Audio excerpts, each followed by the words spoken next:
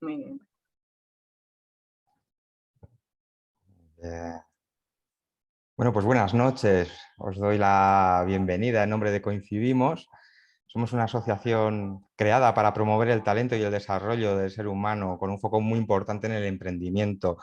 Emprendimiento no solo como actividad económica, sino en general como plasmación de quiénes somos en el mundo, a través de hacer ese recorrido de autoconocimiento y desarrollo permanente, que en realidad no tiene fin. Bueno, no en vano nuestro nombre representa eso. El nombre completo de la asociación es Asociación Coincidimos, Comunidad de Emprendimiento y Evolución Humana. En el ámbito de esta asociación organizamos diferentes actividades y generamos espacios de encuentro para conocernos, para compartir información.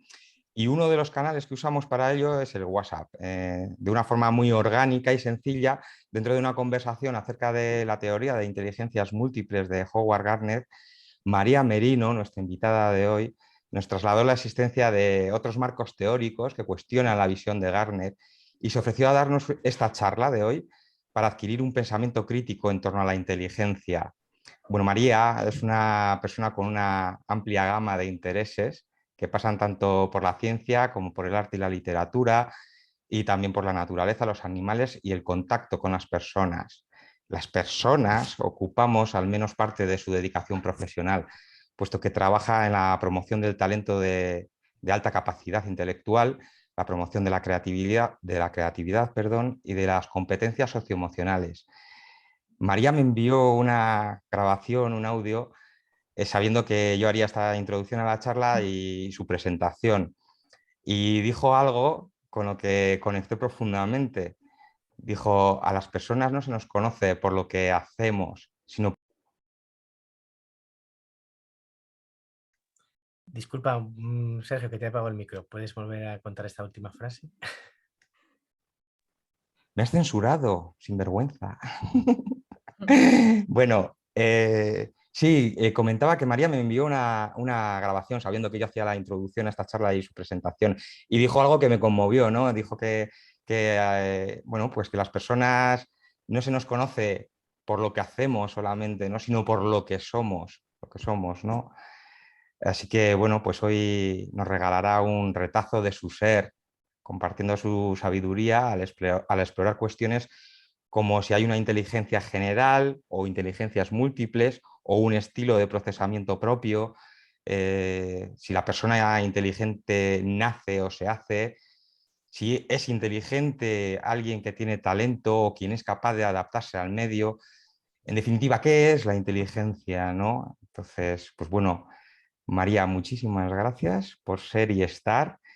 Y nada, sé tú misma que no tengo duda de que nos vas a encandilar.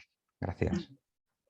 Bueno, siendo yo misma, mientras me presentabas, he intentado abrir todo y me he quedado así en el proceso, pero bueno, os enseñaré el resto del proceso y la búsqueda, ¿no?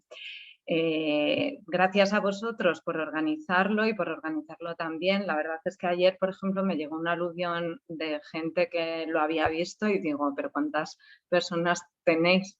No solo en el WhatsApp, sino que habéis conectado y que habéis creado como una red inmensa en muy poquito tiempo, ¿no? Porque Coincidimos, lleva un año o algo así, si no estimo mal. Lo primero, me gustaría, si os parece, que levantéis la mano de Zoom si queréis hablar, para que me digáis qué es lo que pensáis sobre las personas con alta capacidad intelectual. O sea, ¿qué sabéis de este tema? ¿Qué ideas tenéis? ¿Qué mitos conocéis? ¿No? O sea, ¿qué pensáis en general? ¿Vale? Porque me parece como importante que exploremos las ideas que ya conocéis, porque seguramente aquí hay gente que sabe muchísimo, y que veamos juntos cuáles son las preguntas adecuadas que nos tenemos que hacer para saber si estamos conociendo bien un tema o no. No es nada fácil y el constructo de inteligencia y la inteligencia tienen muchísimas definiciones. Es decir, nadie ha llegado a un consenso sobre una definición de inteligencia, así que todo lo que aportéis será bueno y me gustaría pues eso, empezar con una lluvia de ideas, rompiendo el hielo. ¿Qué ideas tenéis? Javier Cano, ¿le podéis dar? Sí, estoy. Me abro yo solo el micro. Gracias, María, por venir, por trasladarnos tu conocimiento y ya rompo yo el hielo. Dices que contemos sobre las altas capacidades. Yo me siento bien, con mis altas capacidades, estoy tranquilo. No es nada raro. Y fuera coña, creo que es un tema genial porque todos los que somos papás y tenemos niños pequeños siempre pensamos que nuestros hijos son de altas capacidades, ¿no?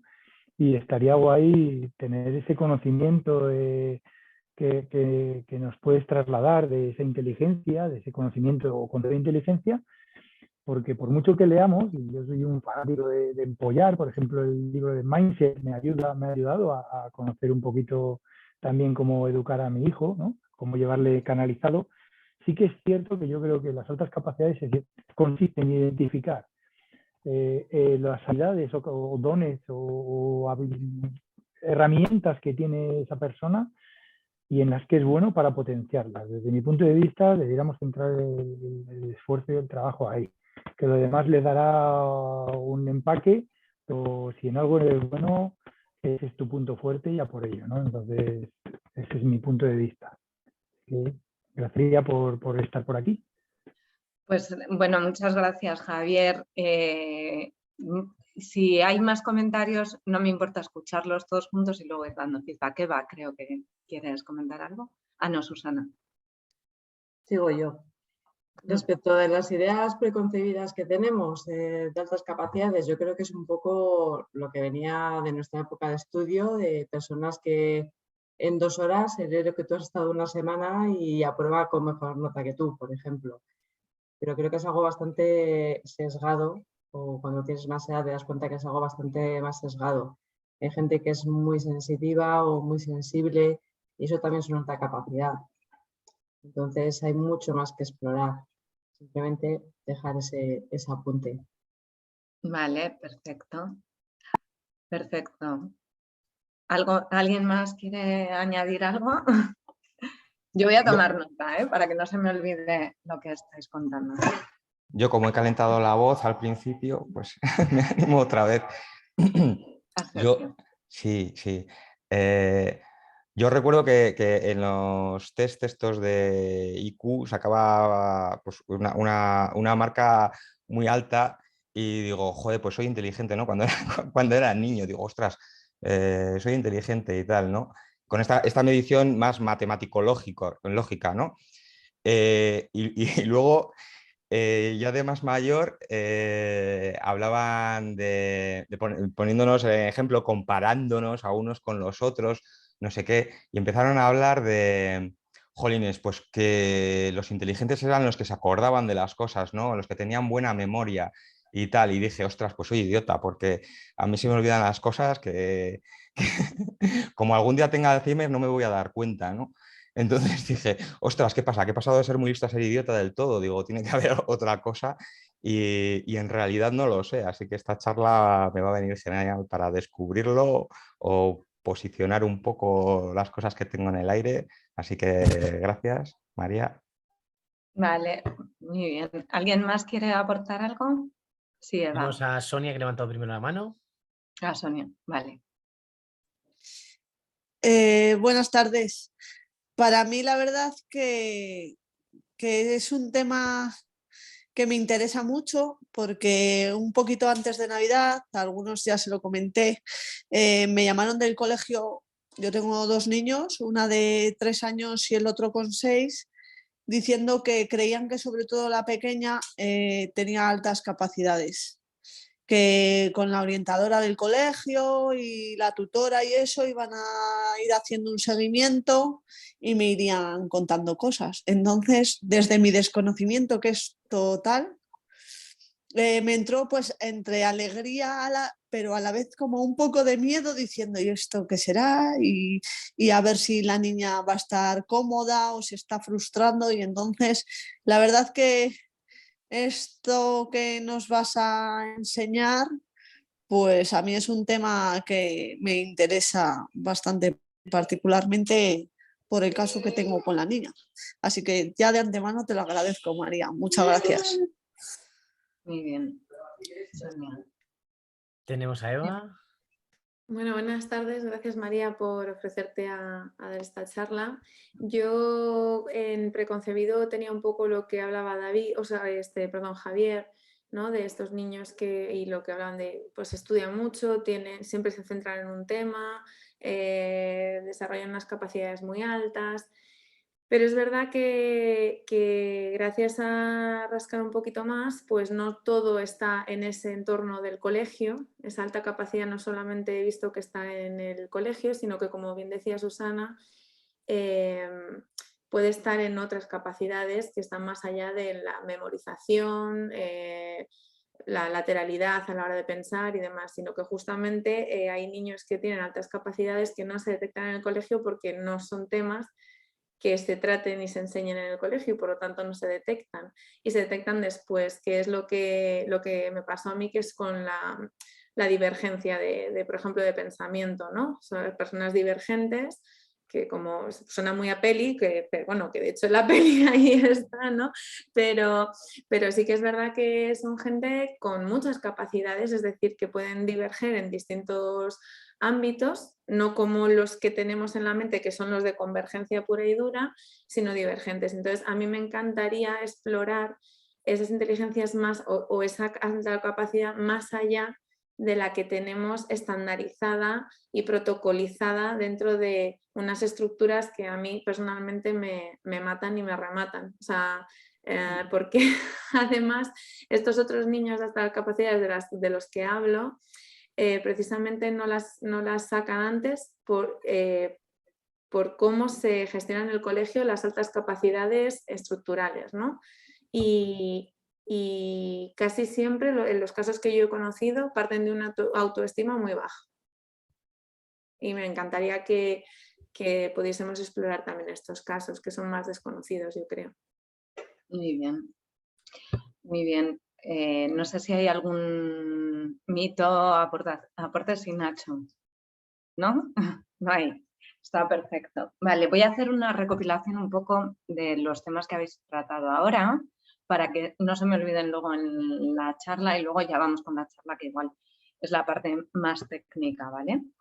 Entonces, habéis hablado varios de la inteligencia o como un factor único, luego lo vamos a hablar más detenidamente, o como varios factores, ¿no? Multifactorial, que son dos de los grandes ejes de discusión y debate sobre la inteligencia o las inteligencias desde el principio y desde el momento en que se empieza a intentar medir, ¿no? A intentar ver quién es inteligente.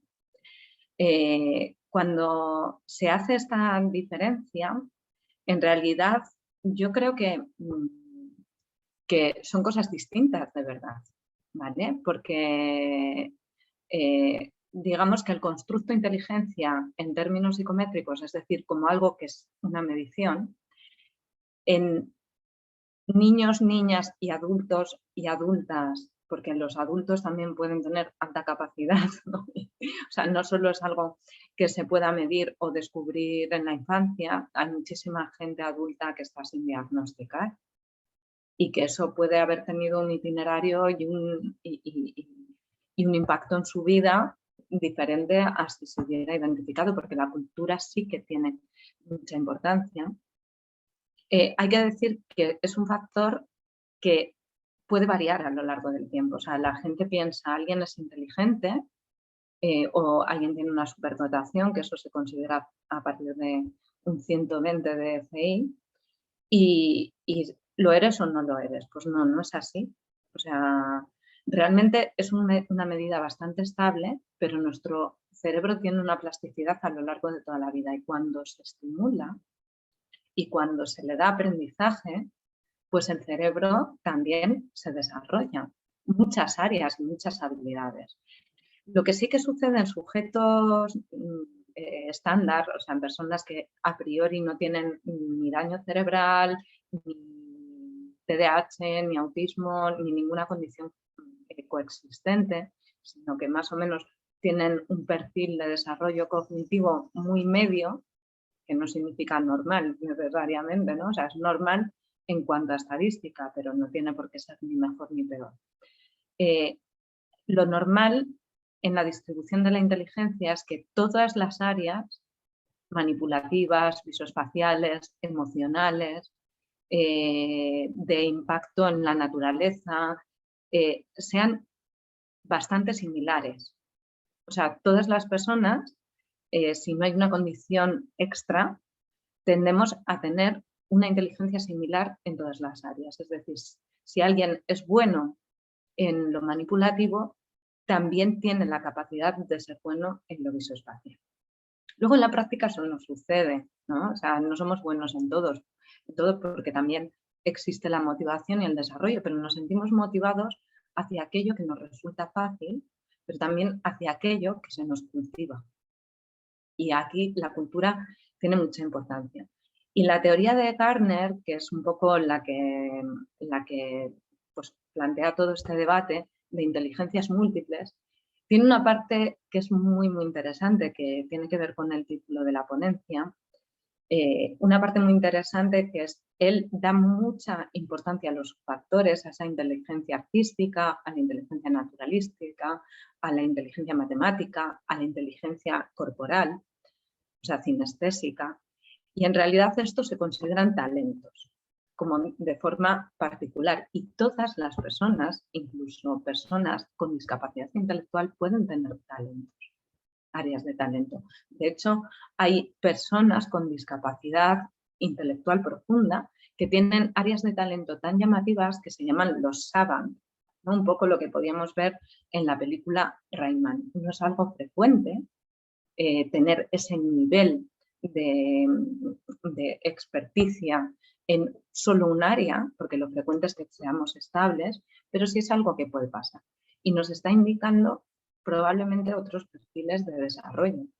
Entonces es importante medirlo porque nos puede descubrir también otros diagnósticos y nos puede ayudar a enfocar otra cosa que decíais, que es la educación. O sea, ¿cómo se ve esto desde educación? Desde educación igual se percibe al alumno con altas capacidades, como estabais diciendo, ¿no? Como aquel que aparentemente tiene mucha memoria, que saca buenas notas, y esto no siempre es así. Puede haber perfiles de alumnos con altas capacidades, muy altas capacidades. Normalmente esto sucede de esta manera, ¿no? Cuando realmente te alejas más de la normalidad y tienes la capacidad muy, muy alta, o sea, no solo alta, sino como en estadística se habla de desviaciones típicas, ¿no? Como que estás muy alejado de la norma, es más posible, o sea, es posible que pase inadvertido esa alta capacidad, porque pueden aburrirse, no sentirse motivados hacia el modo en que se está enseñando. Entonces, en educación, entre otras posibilidades, está la aceleración de curso o el aportar extracurriculares o el aportar modelos que a mí me parecen más interesantes, que es coger todas esas capacidades en estos alumnos y revertirlas en la propia clase. Porque un alumno con alta capacidad que sea capaz de aprender muy rápido también va a ser capaz de enseñar porque va a ser muy consciente de sus estrategias de enseñanza-aprendizaje. Pero como en todo, esto es un espectro y cada persona es distinta. Y entonces nos podemos encontrar, no podemos tener un estándar único porque pasarían inadvertidas muchísimas personas con alta capacidad. Lo que sería ideal es que hubiera un cribado universal, pero esto también tiene problemas éticos, que luego si queréis lo hablamos un poquito más. Susana decía como mito que es el que lee deprisa,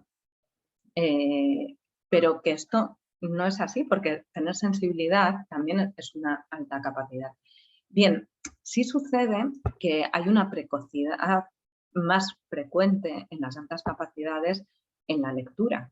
O sea, una persona con altas capacidades sí va a tener más capacidad de memoria, pero es que depende de qué memoria y depende qué altas capacidades y depende de qué persona. O sea, la personalidad también influye. Van a tender a aprender más rápidamente al leer, pero esto está cambiando. porque tenemos una generación que es visual.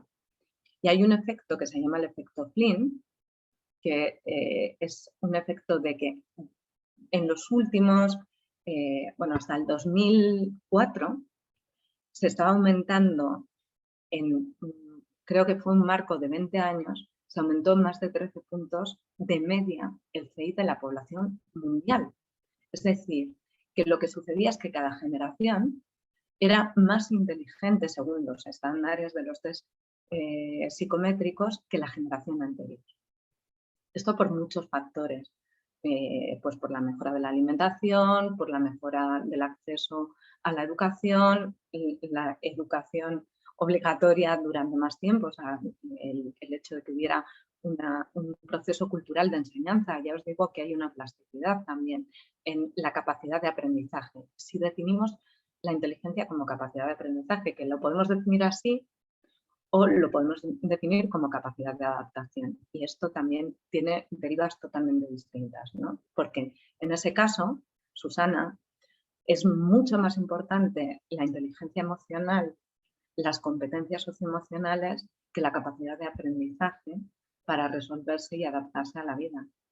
Y hay personas con muy alta capacidad de aprendizaje y con altas capacidades de aprendizaje que tienen déficits fundamentales en lo social. Por ejemplo, las personas con doble excepcionalidad, las personas que tienen autismo y alta capacidad intelectual.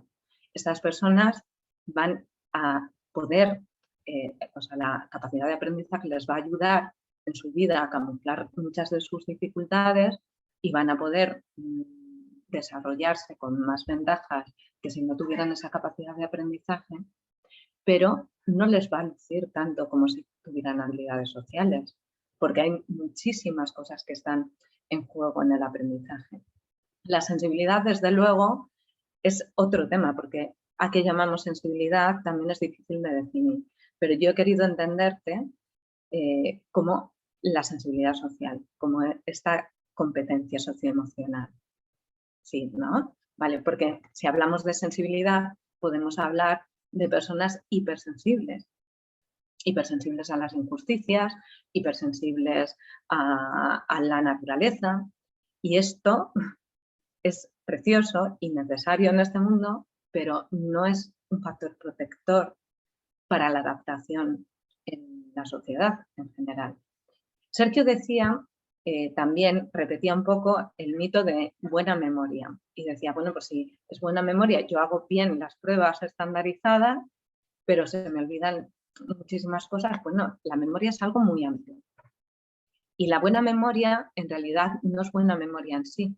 Sí que es verdad que para una persona con alta capacidad de aprendizaje, escuchar algo en una única ocasión puede ser suficiente para que si eso le motiva, se lo aprenda y necesitar mucho menos tiempo para tener un aprendizaje comprensivo, que es diferente del aprendizaje memorístico y de la memoria de datos. La memoria que es verdaderamente relevante en el aprendizaje es la memoria de trabajo. La memoria está dentro de la memoria a corto plazo, la capacidad que tenemos para memorizar un dato, tener una interferencia, tener que operar con él y seguir manteniéndolo en la mente. Algo muy sencillo. Si yo os digo que tenéis que repetirme, hacedlo mentalmente, ¿vale?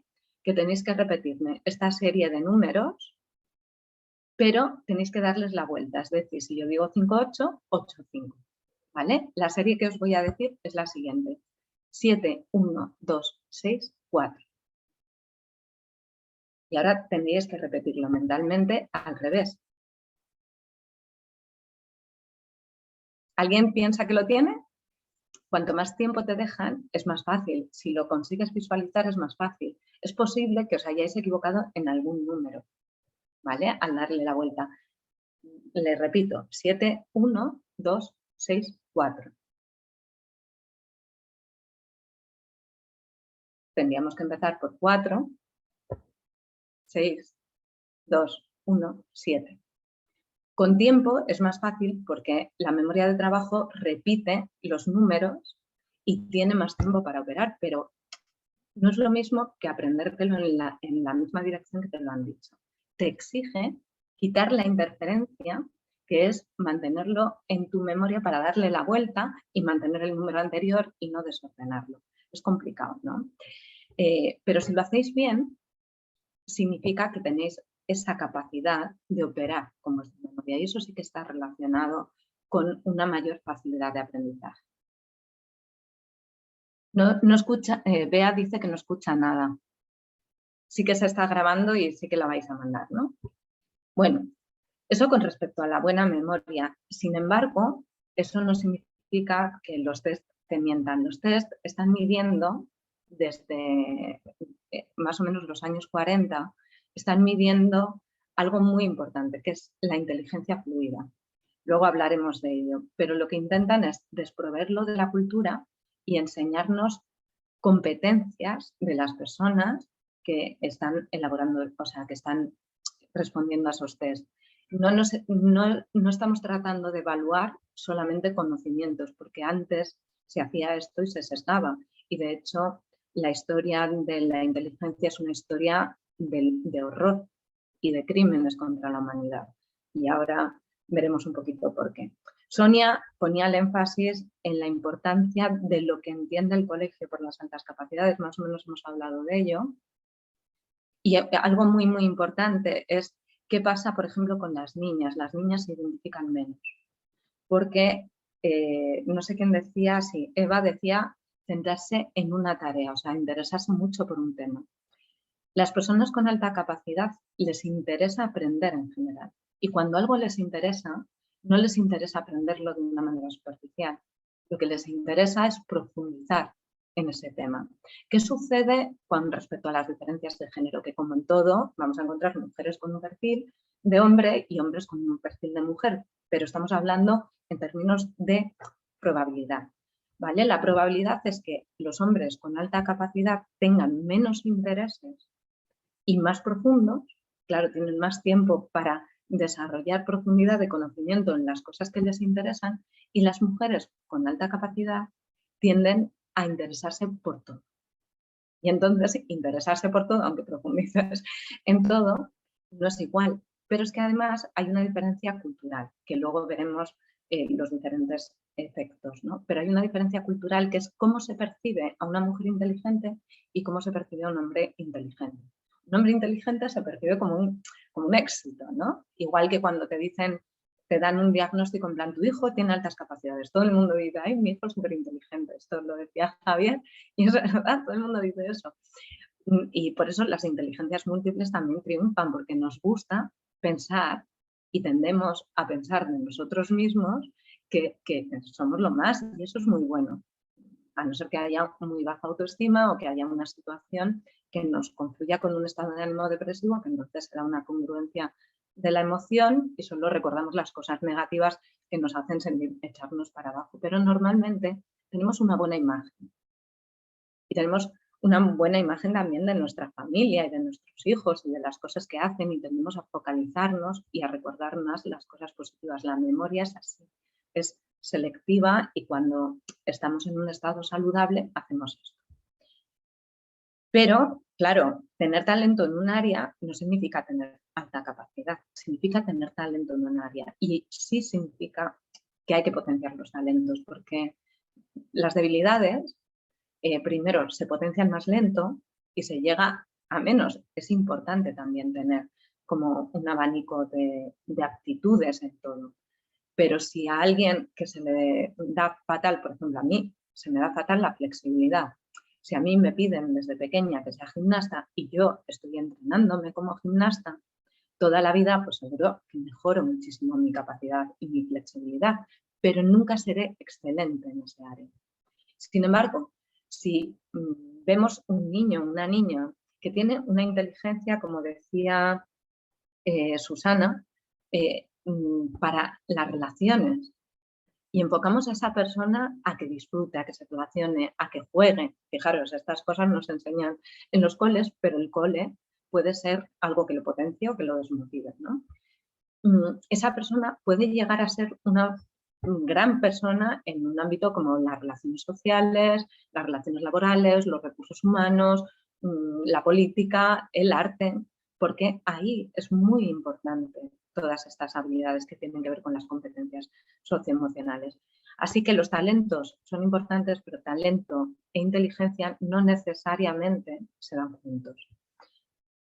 Con respecto al centrarse en un tema, bueno, sí que es verdad que las personas inteligentes sienten atracción por muchos aprendizajes y a no ser que haya también unas características de personalidad que te enfoquen hacia solamente interesarse por un tema, una de las características subyacentes de la teoría de Renzulli, que es la que a mí más me gusta, Renzulli no define la inteligencia en función de un único factor o en función de múltiples inteligencias.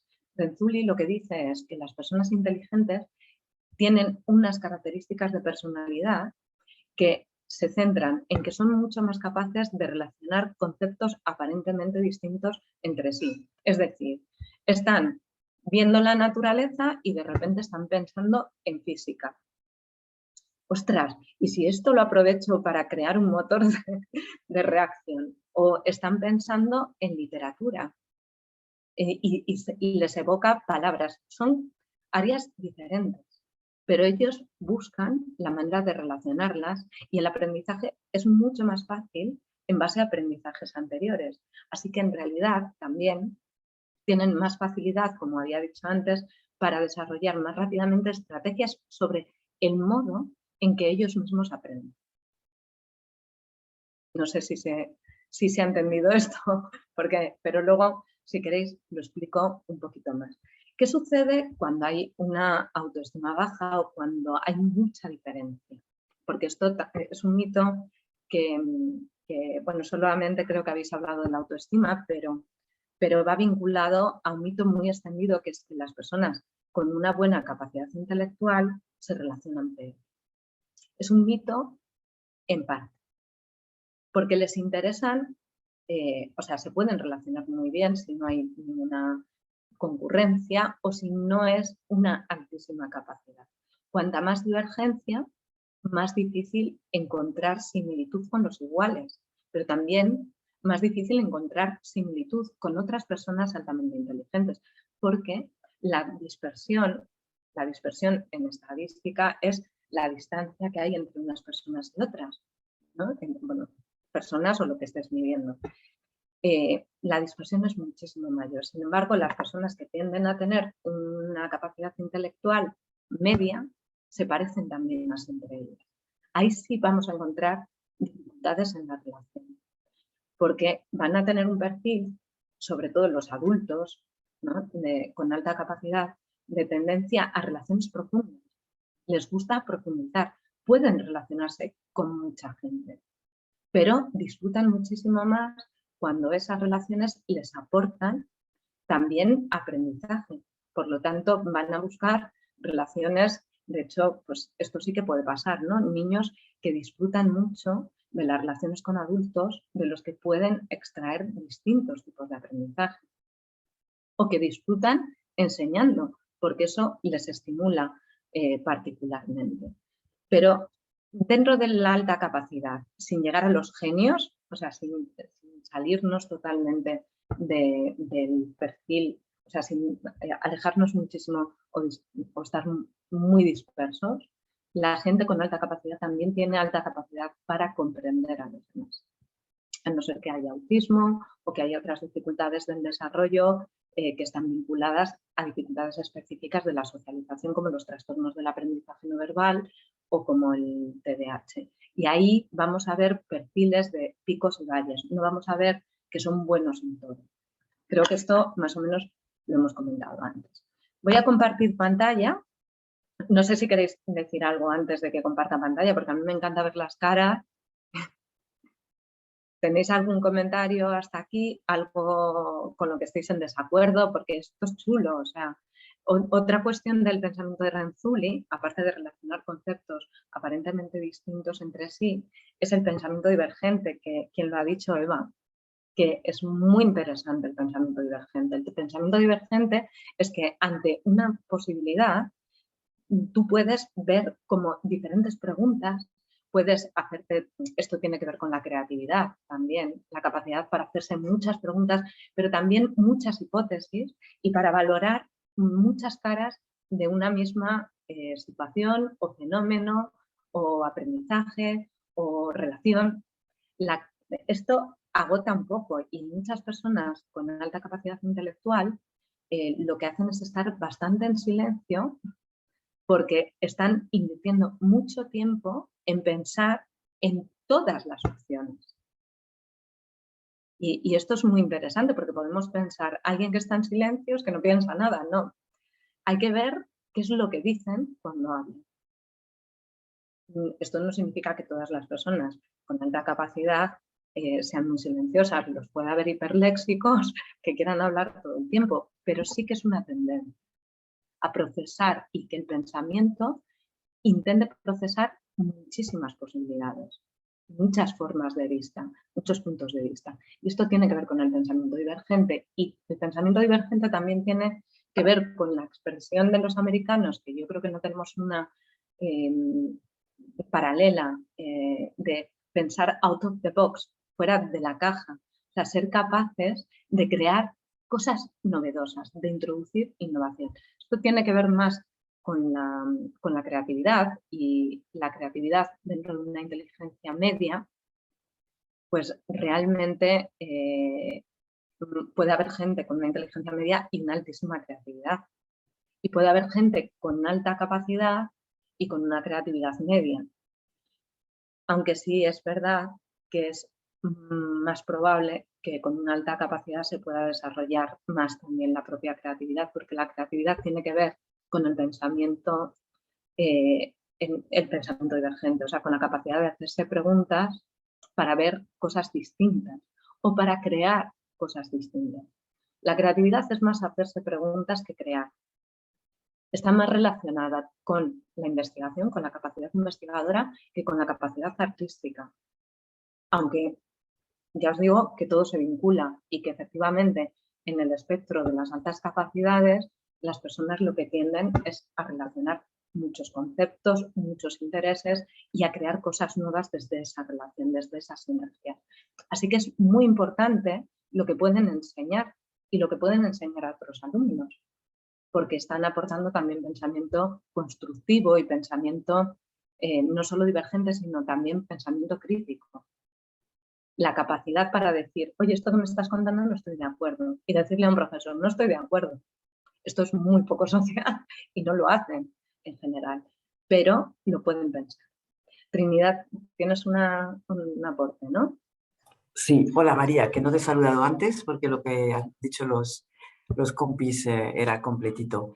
Quería preguntarte porque no lo acabamos de verbalizar o de escuchar, porque damos por sentado de que no es bueno ni malo, ¿no? Ser una persona con altas capacidades.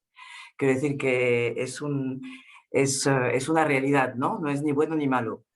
No sé, es una pregunta que lanzo, pero doy por sentado que es ni bueno ni malo, pero también lanzo la pregunta. Y luego, cuando hablamos, pues eso, de esa capacidad, pues de pensar fuera de la caja, etcétera, da la sensación de que lo enfocamos como algo, como el hidrógeno, ¿no? Como un vector puro, que tiene vida propia, ¿no? Aislado del mundo. Y a mí me parece que precisamente lo educacional condiciona enormemente, ¿no?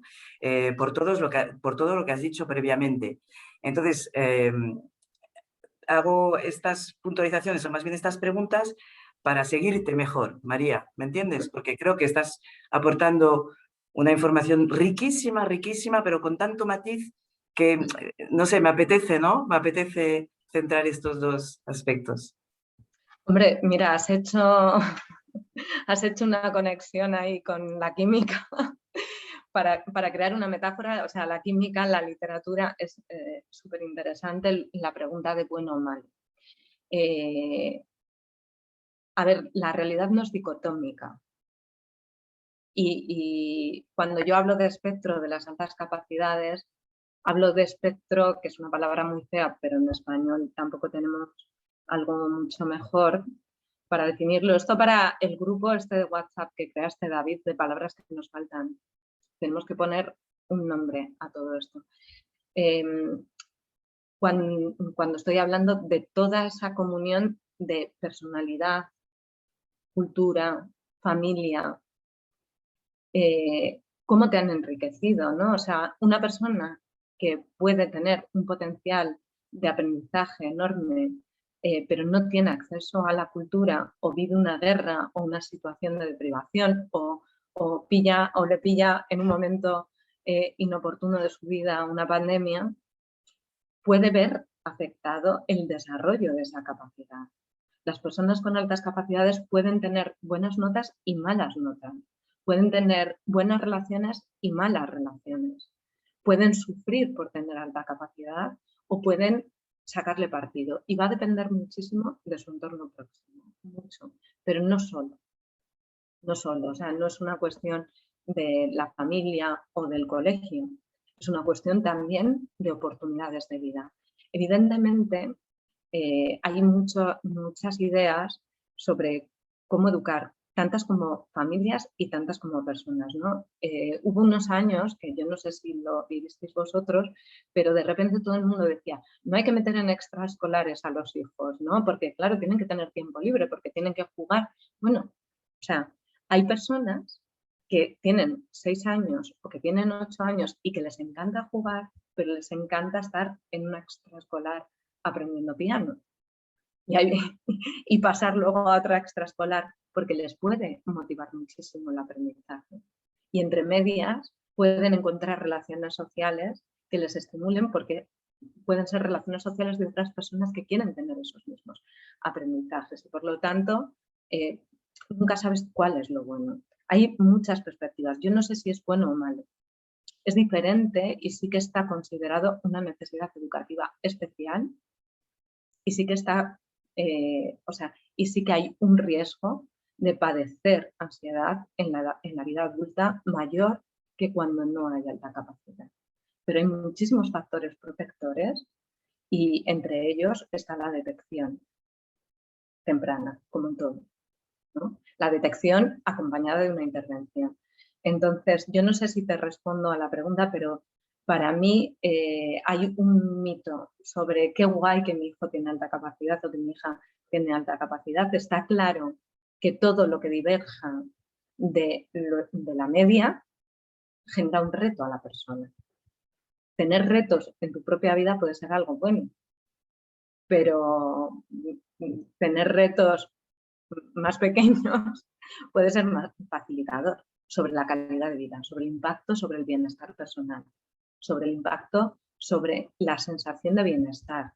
No me gusta decir felicidad porque creo que es un concepto un poco también mitificado, pero el bienestar personal sí que tiene, sí que tiene una entidad propia, ¿no? Que es cómo sientes tú que te cuestan las cosas. Pues evidentemente igual a una persona con alta capacidad no va a sentir que el aprendizaje le haya costado más, o sí, porque si no le gustan los modelos de aprendizaje, si se aburre en clase, si siente que no se le está identificando, no lo siente porque igual no se identifica a sí mismo, pero siente que los demás no lo evalúan, si hay una concurrencia con otras dificultades que no le permiten expresar todo su valor, si siente atracción por el aprendizaje, pero no hay ningún área en el que se motive especialmente y no desarrolla ningún talento y esto pasa inadvertido. O sea, hay tantas posibilidades de vida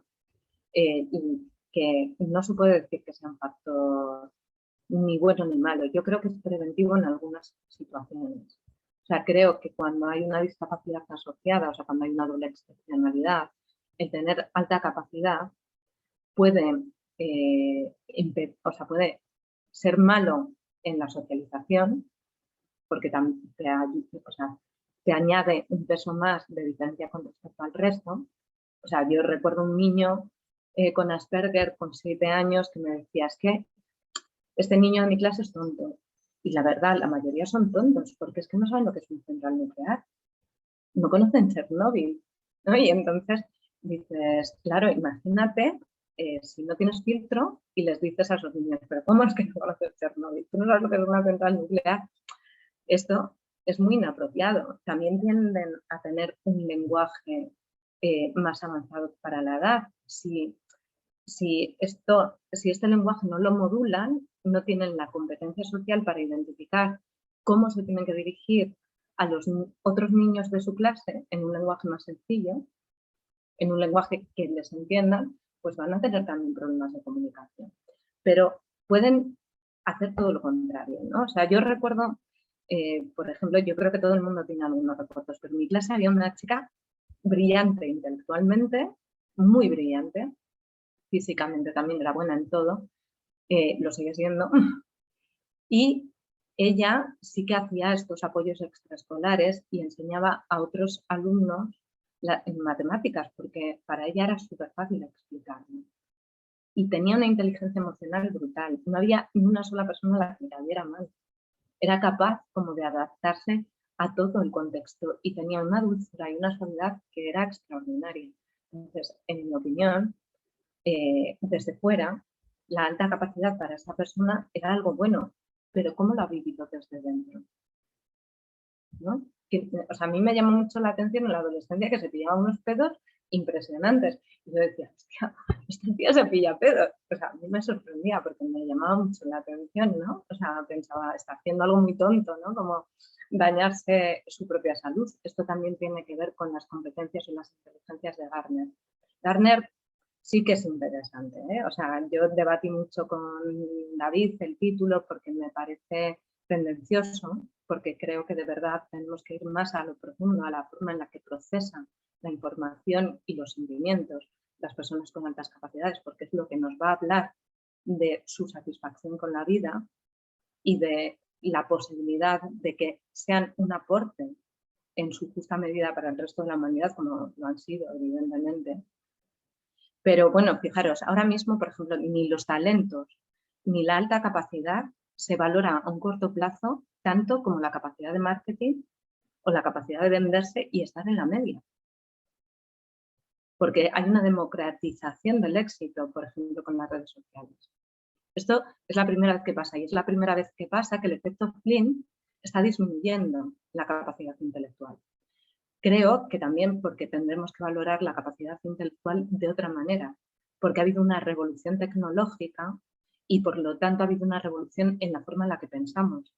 Dice Ernesto Reaño, que es un lingüista peruano que habla muchísimo de este tema, que estamos en la era de la electrotonalidad, que nuestra era es la era de personas que se acuestan con un móvil en la mano mirando una pantalla y que se levantan mirando una pantalla y comunicándose principalmente por este medio, ¿no? Lo que decías antes de WhatsApp, y que esto necesariamente está creando cambios en nuestro cerebro y esto se está viendo en ciencia. O sea, ya no es un pensamiento, pero el efecto Flynn también está. Tenemos la primera generación que va a ser menos inteligente.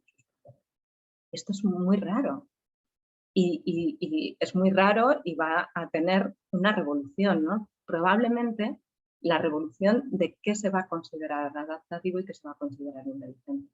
Y la revolución también de las formas de medir y las competencias. Y quizás ahí las inteligencias múltiples ganen terreno porque nos vayamos centrando o especializando o nuestros perfiles de capacidad para el aprendizaje vayan cambiando. Pero estos son hipótesis. Hipótesis que evidentemente estaría muy guay investigar. Bueno, a ver, iba a compartiros la pantalla y de repente no me aparece. Antes de compartir pantalla, Sí, si me permites, Trini quiere volver a pedir la palabra. Vale. Sí, era por cerrar un poco el bucle, que gracias, que ya algo me imaginaba, no tanto como lo que has aportado, pero iban por ahí los tiros. Y en cuanto a Gardner y las capacidades múltiples que tú nos estás compartiendo, yo creo que él enfocaba más bien las inteligencias múltiples. Y precisamente algo que a él le chocó mucho cuando lo puso en valor y lo dio a conocer, es que la pedagogía se apoderó de su teoría, cuando no estaba pensado para ello. Estaba pensado en un primer momento para ampliar los horizontes dignos, ¿no?, de aprendizaje.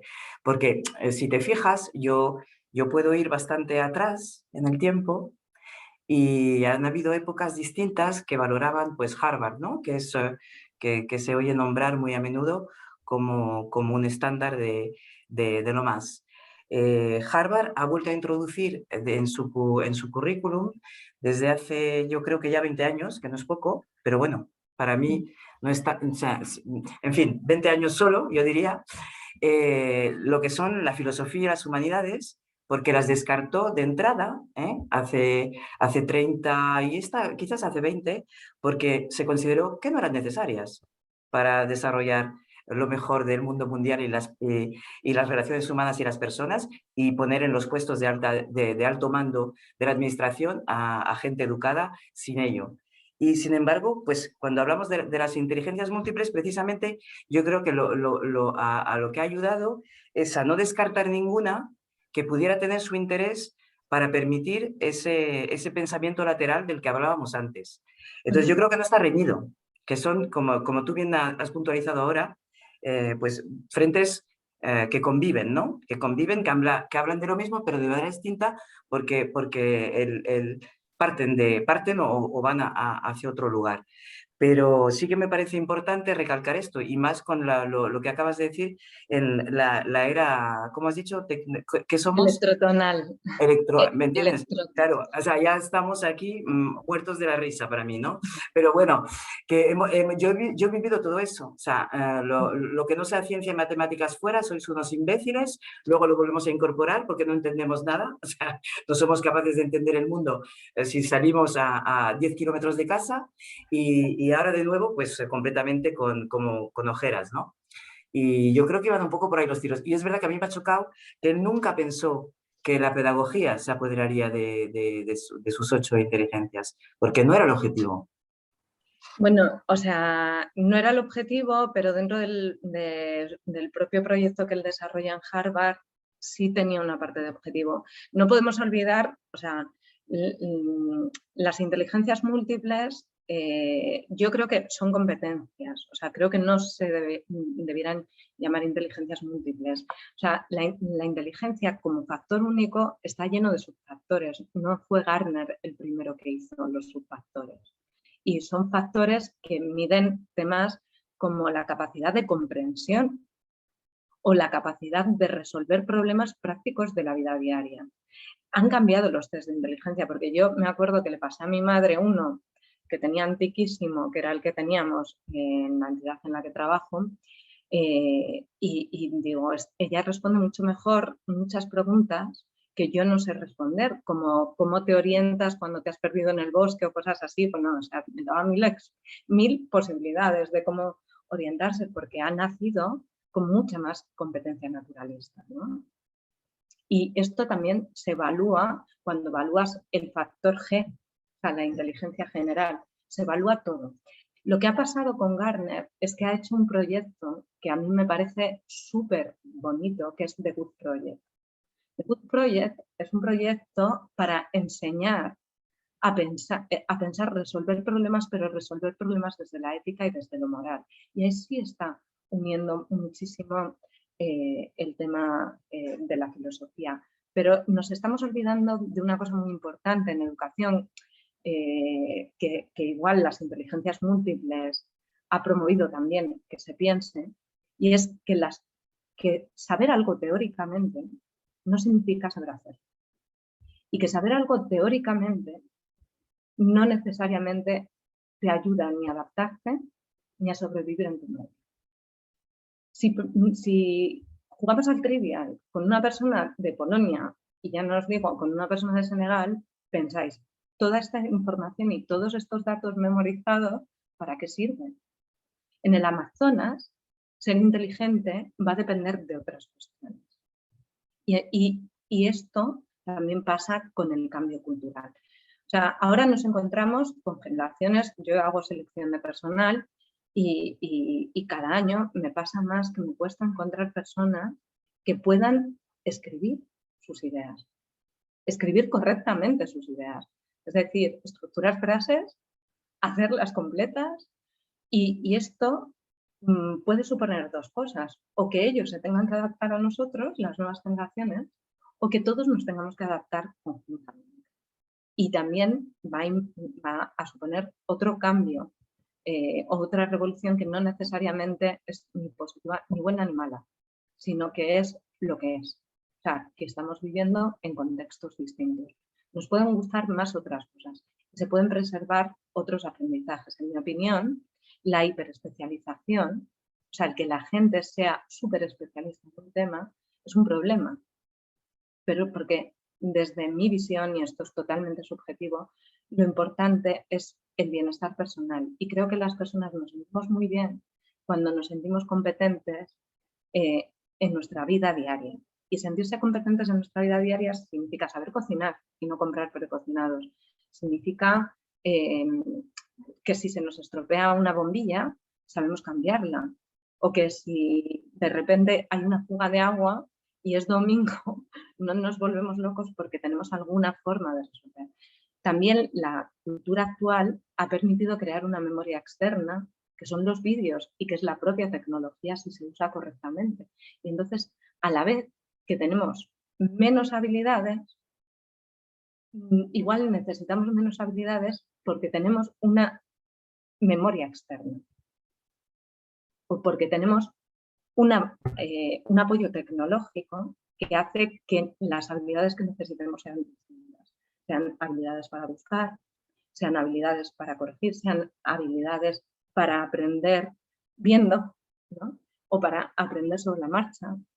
Y creo que lo que tenemos que lo que puede interesar mucho de las inteligencias múltiples es el que a todo el mundo se le puede dar valor.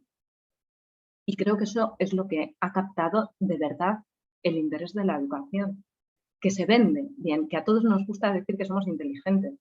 Y entonces dices, no, yo tengo inteligencia musical, pero la realidad es que como capacidad de aprendizaje, pues la mayor parte de las personas tienen una capacidad de aprendizaje que está bien. Y luego hay algunas personas que tienen una capacidad de aprendizaje que necesita más estímulo o que necesita ser dirigida porque es una energía que sin dirección pues implosiona, ¿no? Y esto yo creo que no es lo que dice Gardner, pero Gardner aporta el desarrollo moral. Y decía que lo teórico es diferente de lo práctico, porque tú puedes, en la página de The Good Project hay un montón de materiales, un montón de recursos que son súper interesantes. Y hay muchísimos dilemas morales para que las personas aprendan cómo van a resolver esos dilemas morales y se estimule no solo el intelecto, sino la competencia socioemocional. Y esto es muy importante, esto también Renzulli lo hacía en los summer camps y en los proyectos de promoción del talento como el Talent, ¿no? Que está un poco basado en sus ideas. El desarrollar competencias emocionales, o sea, ir más allá, cuáles son las relaciones, cómo te vas a vincular con los demás, cómo vas a trabajar en equipo. Las personas, y Gardner lo ve, las personas que trabajan de forma individualista, y eso es el título de la ponencia, o sea, para ser un buen trabajador hay que ser bueno, como buena persona, ¿no? ¿Por qué dice esto Gardner? Gardner dice esto porque él ha estado estudiando cómo funcionan la gente con alta capacidad y la gente sin alta capacidad en el trabajo y las estrategias que eligen. Y las personas que eligen estrategias individualistas triunfan mucho al principio, pero tienen menos éxito a la larga.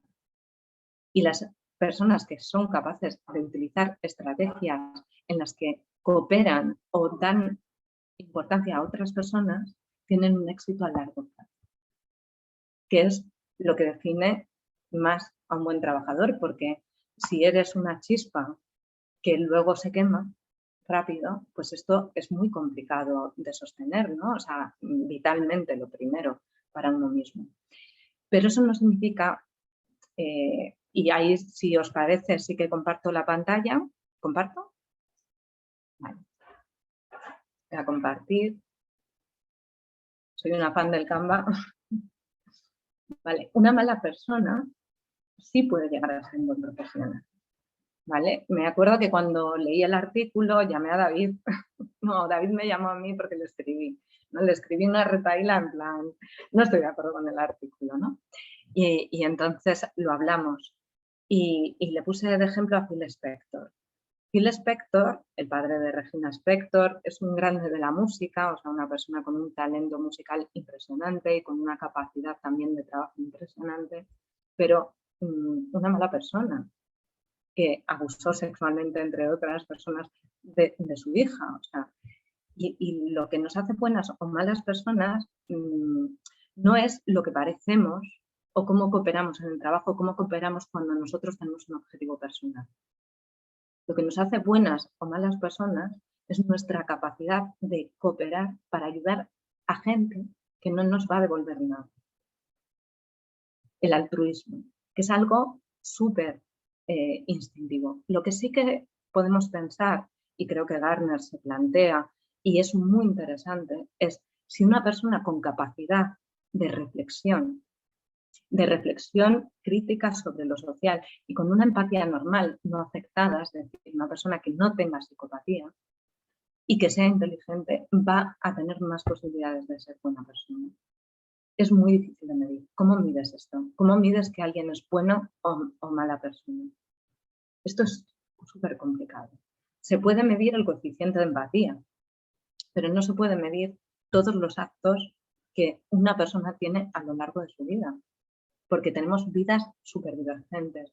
Por lo tanto, para mí, y esto es una opinión personal, realmente hay una parte también como de llamar la atención y vender el producto porque Gardner cree en lo que dice.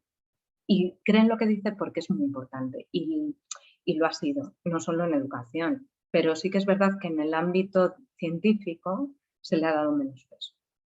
Las preguntas, ¿hay una inteligencia general, inteligencias múltiples, un estilo de procesamiento propio? Es un poco lo que hemos hablado, ¿no? Hasta ahora, ¿qué es la inteligencia? Esto no lo hemos definido del todo, hemos hablado de algunas definiciones. Las personas inteligentes nacen o se hacen, es decir, hay un constructo genético biológico. Inteligente es quien tiene talento o quien es capaz de adaptarse al medio. Bueno, esto tiene que ver con la pregunta, ¿no?, central de qué es la inteligencia. Entonces, ¿sobre qué pensáis? Que yo he empezado pues preguntándoos, me interesaba que sacarais el tema del talento, que lo habéis sacado, el tema de las relaciones sociales, las necesidades que pueden tener las personas con alta capacidad, las necesidades de estimular su capacidad, pero también su competencia emocional, su capacidad de juego, su capacidad de comprender a otros, pero también las necesidades de que entiendan, porque esto es muy importante, porque el éxito en la vida tiene más que ver con la capacidad de trabajo que con la capacidad de aprendizaje. Si alguien piensa que su éxito se debe a que innatamente tiene mucha capacidad para hacer las cosas bien, puede estrellarse más fácilmente. Y el éxito también tiene más que ver con la capacidad de autorregulación, es decir, con la capacidad de que si te dicen, oye, si espera, te doy ahora un bombón, porque me lo estás pidiendo, pero si te esperas, en vez de un bombón te voy a dar una tarta. Hay gente que puede esperar y hay gente que no. Hay gente que rompe las reglas y hay gente que es capaz de planificar cuál va a ser el beneficio futuro. Y os pongo un ejemplo global. Por ejemplo, las políticas muchas veces son políticas a corto plazo. Son políticas para lograr un éxito durante una candidatura electoral de un determinado partido político o de una coalición. Cuando la estrategia a largo plazo sería lo que verdaderamente beneficiaría a un país, a una comunidad autónoma, cuando se ve más evolución o más desarrollo en los países que son capaces de planificar más a largo plazo.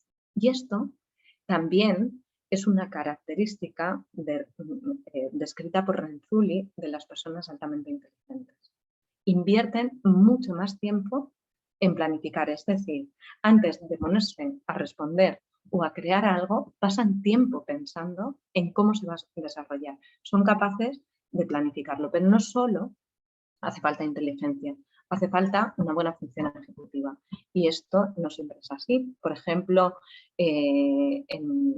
hay Antonio Damasio, en El error de Descartes, que es un libro maravilloso de neurociencia, en el que él analiza casos que estudió de daño cerebral para conocer cómo funcionaba el cerebro, ¿no? Y entonces el primer caso descrito de la historia, que es el de Phineas Cage, que es un ingeniero que de repente tuvo un daño en el lóbulo frontal porque revisando una obra de ingeniería de, creo que eran las vías de un tren, uno de los tornillos, no sé cómo se llaman, la verdad que yo no tengo mucho lenguaje ingenieril, en esto me podéis ayudar, le atravesó el cráneo y le dejó un agujero limpio. Pero él mismo fue hablando y perfectamente consciente a la clínica del doctor. Y le dijo, pues me ha pasado esto, tal, como si desprovisto de emoción, ¿no? Porque él se veía bien. Y entonces, aparentemente, no había habido un daño cerebral. Pero este hombre que tradicionalmente había planificado el trabajo de sus compañeros, había sido considerado buena persona, buen marido, de repente empezó a actuar de una manera impulsiva y sin planificar y perdió el trabajo y tuvo un gran impacto emocional. La capacidad lingüística estaba totalmente preservada, la intelectual también, pero la capacidad de operativizarlo. Todo esto es muy importante, ¿no? O sea, que no solo haya capacidad de aprendizaje, sino capacidad de autorregulación. Y esto sí que lo habla la teoría de las inteligencias múltiples, pero hay que ver que en general, si no hay ningún problema, pues van a puntuar bien o alto por tendencia todas las personas con alta capacidad. En el autismo, por ejemplo, son picos y valles muy claros y suelen tener muy baja la velocidad de procesamiento y muy alta la escala manipulativa. En un contexto médico va a tener mucho interés examinar cada dominio por separado, porque ahí sí que vamos a tener que potenciar el talento, ¿no? En el caso del autismo, la capacidad visoespacial o la hiperlexia de las mujeres son áreas de talento que las pueden llevar a ser premio Nobel, como hace Jelinek. Y esto es una reflexión para vosotros, ¿no? O sea, ¿con qué os quedáis, no? ¿Tú de quién eres? ¿Cas naranja o cas limón? Pero tenemos que ver que no es algo absolutamente reciente, ¿no? Y para ello la historia de la inteligencia es inmensa. Uy, perdón, que me he saltado. Para que veáis un poco lo que os comentaba antes. Es muy larga. Desde el principio se habla de las diferencias individuales, de cómo somos las personas distintas, pero no siempre se ha hecho con un interés bueno. Ha habido varios estudiosos de la inteligencia que también trabajaron desde una perspectiva genésica, es decir, desde seleccionar la raza y cargarse a las personas menos inteligentes, como si éstas no tuvieran nada que aportar. Y esto está muy lejos de la realidad. De una persona que tiene dificultades para el aprendizaje, puedes aprender competencias emocionales, pero también puedes aprender sobre su intuición con las personas o puedes aprender sobre su capacidad de dar afecto. Y esto es mucho más valioso que ser inteligente como Phil Spector y aportar algo grandioso a la música, porque al final lo que nos hace grandes, que es un poco la presentación, no tiene que ver ni con nuestros logros académicos, ni con nuestros títulos, ni siquiera con nuestros aportes a la humanidad. Lo que nos hace grandes es que podamos ser buenas personas en nuestro entorno más cercano y hacer que el mundo sea más agradable desde lo pequeño. Y yo esto creo que se puede debatir, pero estoy cada vez más convencida y es que me gustaría que alguien tomara la lanza y diera una formación sobre ello. Bueno, y bueno, Terman, por ejemplo, también fue un padre de la eugenesia y fue fue el editor del primer test de inteligencia que lo elaboraron Stanford y Binet, pero él también contribuyó pues eso, al exterminio de razas, exterminio en el sentido de que se cargaron a muchísima gente en la Segunda Guerra Mundial con los test de inteligencia. La inteligencia hemos dicho que es plástica y que no únicamente nos importa la dotación genética, pero sí que hay una gran parte de heredabilidad. Y en los estudios familiares sí se encuentran familias pues con capacidades desarrolladas. Ahora, si culturalmente no lo estimulamos, esto desaparece. Y esta es la pregunta del millón: tener talento o ser capaz de adaptarse al medio. Para mí sería más importante que habláramos de adaptación que de talentos, porque los talentos nos pueden servir para adaptarnos. Que una persona desarrolle su talento puede mejorar su autoestima y puede además aportar a los demás, ser atractivo, recibir admiración, que está en la base del amor. No la admiración extrema, no el ego, sino la autoestima. Pero no es lo más importante. Lo más importante es que nuestra vida afectiva esté cuidada. Y acabo con el tema de las mujeres, porque en las mujeres hay dos efectos que son el síndrome de la impostora y el síndrome de Cenicienta, que me parecen muy importantes para enseñar lo que hace la cultura. La cultura, son las mujeres, ejerce una presión inmensa, ¿no? Y entonces las adolescentes con altas capacidades dicen: ostras, si destaco, gusto menos, porque soy vista como una amenaza, o soy vista como una chica rara, o no voy a atraer tanto a los chicos. Esto porque está en la base de algo machista, o sea, ¿no? Siempre en todas las áreas, ¿no? En la literatura, en la música, en la ciencia, conocemos muchos más hombres que han destacado y que han pasado a la historia que mujeres. Y afortunadamente en esto se está dando un efecto como el efecto Flynn de crecimiento para las mujeres y se las está visibilizando, pero sigue siendo muy por debajo de los hombres las personas que destacan, ¿no? Esto puede decir algo bueno de las mujeres, que igual no hemos alimentado tanto el ego, pero lo que nos plantea también es una cultura en la que no hay modelos y son necesarios los modelos. Y la impostora, bueno, la Cenicienta es la que hace esto. La Cenicienta dice: yo voy a pasar desapercibida. Voy a pasar desapercibida porque mejor ser del montón que parecer aquí la lista. Y lo hacen para gustar, para adaptarse socialmente.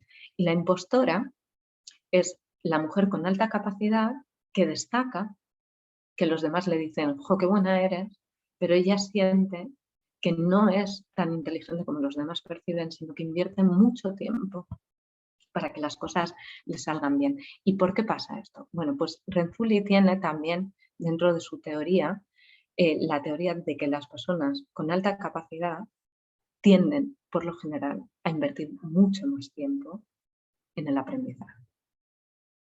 No necesariamente en el aprendizaje académico, sino en aprender.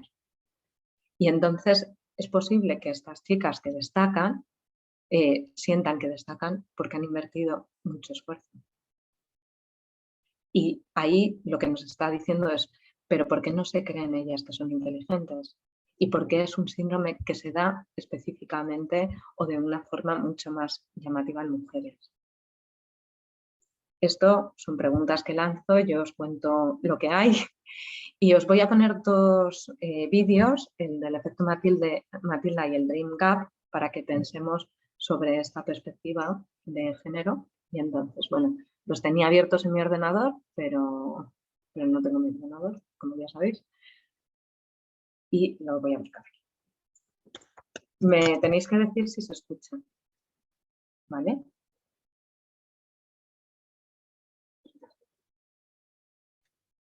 No se escucha. No, María, hay que darle, cuando deja de compartir, pones abajo compartir el audio de la pantalla. Vale, o sea que dejo de compartir, comparto y me va a salir lo de el compartir el mensajito audio. Y en la parte de abajo un check para compartir audio de computadora o similar. Vale, compartir sonido, ya lo veo, perfecto. ¿Te imaginas qué habría pasado si Einstein hubiera nacido mujer? Pues que probablemente hoy no sabríamos quién es Einstein. Y es que los méritos de sus descubrimientos se los habría llevado algún compañero de investigación. Este fenómeno, que se conoce como efecto Matilda en honor a Matilda Joslyn Gage, la primera activista en denunciarlo, señala la injusticia que ha ignorado de forma sistemática los hallazgos de brillantes científicas a lo largo de la historia. Mujeres que cayeron en el olvido y no pudieron convertirse en ejemplos a seguir para todas las niñas a las que hemos hecho pensar que la ciencia es cosa de hombres. Normal, teniendo en cuenta que la presencia de mujeres en los materiales educativos apenas llega al 7,6%. Una estadística que perpetúa los estereotipos y tal vez explique por qué solo un 28,5% de las plazas en las carreras científicas son ocupadas por mujeres. Por eso lanzamos No More Matildas, un movimiento para devolver a todas estas científicas al lugar que les corresponde, empezando, ¿por qué no?, por esos libros de texto. Porque el talento no tiene género, y prescindir del que podría desarrollarse en niñas y adolescentes que no eligen una carrera científica por no tener espejos en los que verse reflejadas es una herencia cultural que no nos podemos seguir permitiendo. Únete, difunde y ayúdanos a inspirar a las niñas para que sepan que si quieren, pueden. No More Matildas, una iniciativa de la Asociación de Mujeres Investigadoras y Tecnólogas. Bueno, yo diría que pasa exactamente lo mismo en el arte y de hecho hay, no sé si conocéis el proyecto de Guerrilla Girls, que es un proyecto que se inició en el MoMA denunciando pues, las pocas mujeres que habían llegado a exponer en el MoMA, que siguen siendo muy pocas, pero que al menos hay más y la verdad que Guerrilla Girls ha llegado a muchísimos sitios y ha sido una gran fuente de inspiración, pero sigue ocurriendo. Sigue ocurriendo en la literatura, ¿no? O sea, este año con el Premio Planeta ha habido una revolución inmensa, ¿no? Y una disparidad de opiniones que es muy difícil centrar el debate porque no conocemos las intenciones reales que hay detrás de estos premios, que bueno, pues son premios que están dirigidos a la venta. Así que bueno, yo creo que tampoco es para sentirse súper orgulloso. Feliz sí, si ganas el Planeta, feliz sí que vas a tener mucha distribución, pero eso no habla tampoco de la calidad literaria. Es un poco lo que os decía antes, que ahora mismo estamos también en una inversión con esto, porque no es tan importante ni el talento ni el producto que alguien genera o que un equipo genera, como la capacidad de venderlo. Y de hecho hay que invertir muchísimo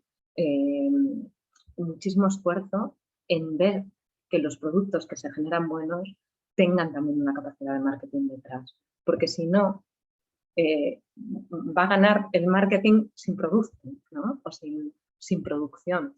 Y en ese sentido, bueno, pues yo creo que las personas con altas capacidades tienen que ser líderes sociales, bueno, siempre y cuando pues haya bondad, como la presumible por Gardner, ¿no? Simplemente por decir que esto pasa en las profesiones científico-tecnológicas, pero también pasa en las humanistas e incluso en la docencia. En la docencia, o sea, dentro del ámbito de la pedagogía, hay muchísimas más mujeres que hombres estudiando carreras universitarias. Y cuando hay congresos, hay muchos más hombres que mujeres dando ponencias. Esto es tremendo, o sea, a mí me parece alucinante, yo no lo puedo entender. Pero pasa y sigue pasando y ahí sí que hay además ratios muy, muy dispares entre lo que es representativo a nivel de trabajo de campo y lo que es representativo a nivel de trabajo externo, ¿no? Nos tiene que hacer reflexionar. Y os quería compartir un último vídeo, no sé si estáis muy cansados porque es súper tarde, porque si no, no hace falta compartirlo, ¿vale? Que es el vídeo de Dream Gap, que igual lo conocéis, que me hace mucha gracia porque lo han hecho desde Barbie, ¿no? Pero Barbie tiene toda una campaña que me parece un acierto también de marketing, ¿no? Desde luego, para empoderar a las chicas, a las mujeres. Os voy a enseñar el vídeo del proyecto. Let's talk about the dream gap. What's that? It's the gap that comes between girls and their full potential. You see, starting at age 5, girls stop believing they can be presidents, scientists, astronauts, big thinkers, engineers, CEOs, and the list goes on. Why? Because what else are we going to believe? When we are 3 times less likely to be given a science-related toy. That's sad.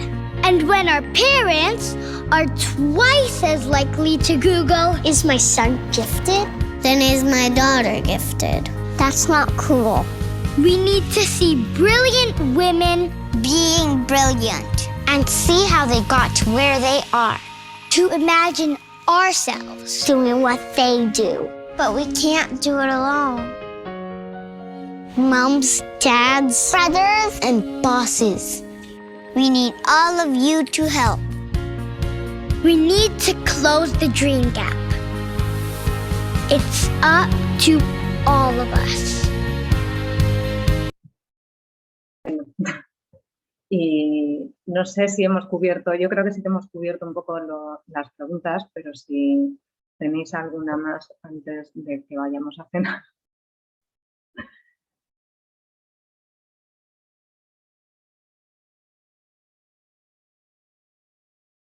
Voy a mirar el chat porque no lo he mirado y habéis puesto un montón de cosas.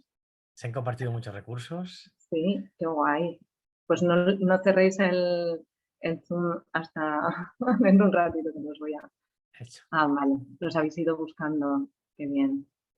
Mientras, si alguien tiene alguna pregunta, que le vaya levantando la mano virtual del Zoom para ir dándole paso. Te felicita a todo el mundo. Aquí está Javi.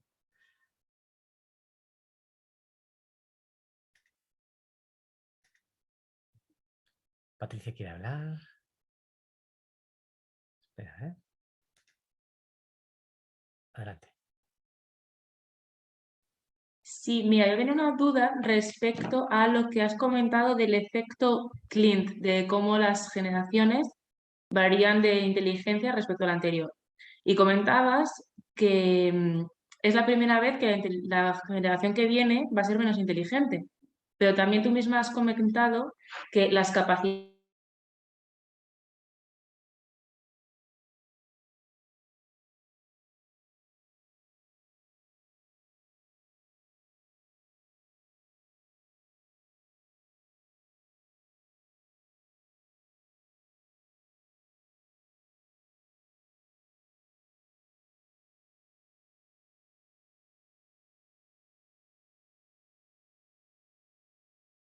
un poco fuerte, y lo digo porque no es la primera vez que la oigo, decir que la siguiente generación va a ser menos inteligente, porque realmente yo veo a la siguiente generación como llena de potencialidad y sobre todo con capacidades mucho más desarrolladas en el terreno de lo social y lo internacional.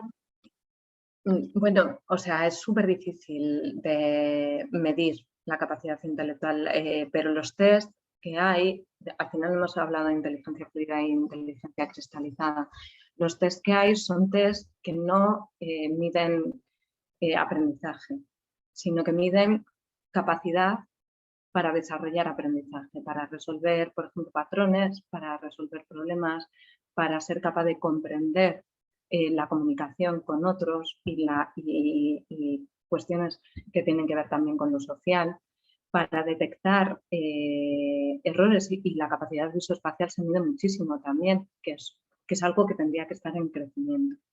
Entonces, lo que ha sucedido es que la curva de crecimiento a partir del año, creo que 2004, empezó a decrecer muy poquito, decrece muy lentamente, pero va decreciendo. Y entonces, a priori, yo he planteado la duda de si tenemos que reevaluar qué es inteligencia en esta nueva cultura. Pero como competencias de capacidad de aprendizaje competencial, no de capacidad de aprendizaje memorístico, que eso sería la inteligencia cristalizada, que es como muy distinta, ¿no? Que no es nuestra competencia inmediata, sino lo que vamos aprendiendo, que tiene más que ver con la memoria y menos con las habilidades de aprender a aprender. En principio, esto es estadística y está pasando. Y hay varios artículos que lo reflejan y que reflejan el modo en el que se está estudiando este efecto. Es algo que llama mucho la atención. Pero yo sí me planteo que lo que puede variar es qué entendemos por inteligencia, porque si entendemos por inteligencia la adaptación al medio, evidentemente se adapta mejor la gente joven que la gente adulta al medio actual, al medio digital. También hay otro tipo de sesgos, que es que la sociedad se dirige mucho en todos sus esfuerzos de desarrollo a la gente joven. Sois el público objetivo de consumo, porque cuando las personas van creciendo gastan menos o gastan en otro tipo de productos más sólidos, más para el largo plazo o más para sus hijos y para la generación venidera. Entonces tenemos una sociedad que encumbra la juventud, que esto tampoco es una novedad, ¿no? En el arte se ha hecho con el Vanitas toda la vida, y que deja de lado a las personas adultas, ancianas. Tenemos unos retos de la leche, porque vamos a tener unos problemas muy grandes a nivel sociodemográfico, pero a nivel de cuidados y a nivel de cómo vamos a vivir cuando seamos ancianos, porque no interesa lo que no va a consumir durante mucho tiempo. Interesan los jóvenes que sí que van a consumir. Yo no creo que... O sea, creo que igual la competencia está cambiando, no sé por qué. Esa sería una buena pregunta, ¿por qué está cambiando?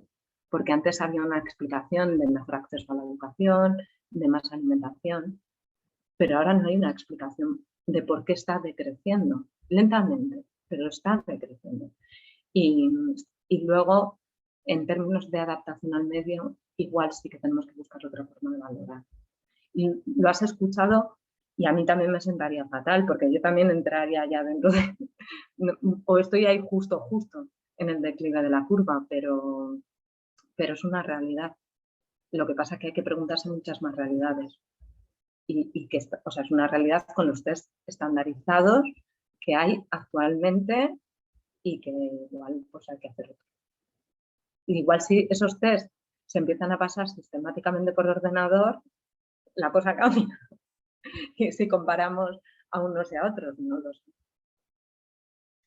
María, antes de dar de paso a David, a Susana y a Patricia, aquí en el chat puedes ver que hay varias personas que van escribiendo sus comentarios, como Diego, que habla del nivel de exigencia, o Trinidad, que hace una aporte adicional, igual que Eva.